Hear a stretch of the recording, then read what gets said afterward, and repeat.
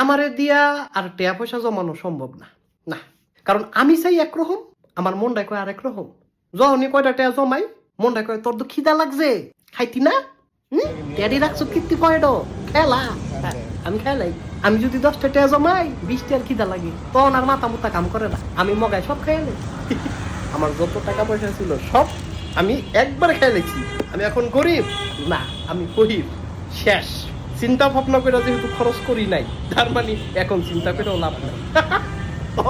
Wow, খেয়ালে ছিল টিয়া পয়সা যা ছিল খেয়ালে। কোন এলাকা? মানি বেগে টিয়া নাই। আমার মনের আমি কষ্ট দিতে না, আমি নিজের দরকার পড়লে কষ্ট দিব। ওই মনটায় কয় যে তোর তো খিদা লাগছে, টিয়া পয়সা কি লেগা রাখছ ক, এ টিয়া লয়া কি তুই কবরও যাবি?